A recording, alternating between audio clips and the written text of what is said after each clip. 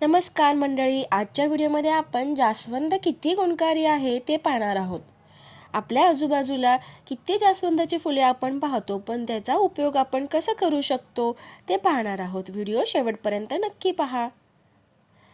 काही जणांना केसांना तेल लावायला आवडत नाही, त्यांनी जास्वंदाची 10 ते 15 फुलं लोखंडाच्या कढईत थोड्या पाण्यात भिजवावीत। रात्री ते पाणी चांगला अर्क निघेपर्यंत उकळून घ्यावं। सकाळी उठल्यावर तो अर्क केसांना लावा। 1 तासाने फक्त पाण्याने केस धुवून टाकावेत, यामुळे केसांना चांगली चमक येते। हेड मसाजसाठी जे तेल वापरत असाल त्यात उदाहरणार्थ तिळाच्या अथवा खोबरेल तेलात 5 ते 6 जास्वंदाची फुलं टाकावी। हे तेल कोमट करून कापूस किंवा बोटाऐवजी जास्वंदीच्या फुलांनी केसांच्या मुळांना चोळलं तर केसांची मुळंही मजबूत होतात। भरपूर जास्वंदाची फुले, 2 आवळे, थोडी शिकेकाई आणि 2 रिटा पाण्यात टाकून ते मिश्रण व्यवस्थित उकळून ठेवा। केसांसाठी हेअर वॉश म्हणून वापरता येईल। हा हेअर वॉश रोज वापरला तरी चालेल। मोड आलेली मेथी, कोरफड, चीक, जास्वंदाची फुलं एकत्र करून मिक्सरमध्ये बारीक वाटावी। हा पॅक केसांना लावला याने केसांना नैसर्गिकरित्या चमक येते। जास्वंदाची फुलं, कोरफडीची पानं, 50 मिली राईचं तेल आणि 50 मिली तिळाचं तेल एकत्र गरम करून ठेवावं।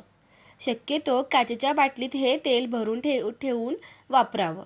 आठवड्यातून 2दा तरी हे तेल केसांना लावावं।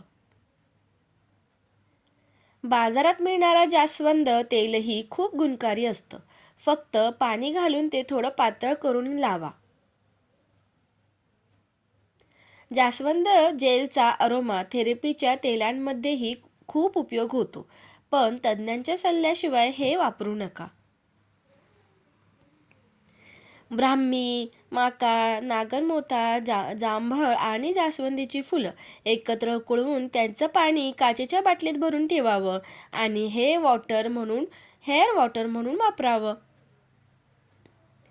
मेहंदी लावताना ताक, जास्वंद तेल आणि मंडूर पावडर एकत्र भिजवावी। हे मिश्रण लावल्यामुळे केसांना नैसर्गिक रंग येतो।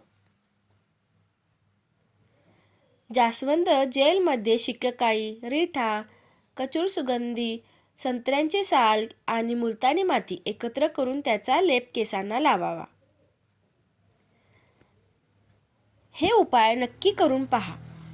व्हिडिओ आवडल्यास व्हिडिओला लाईक, शेअर आणि सबस्क्राईब करायला विसरू नका। धन्यवाद।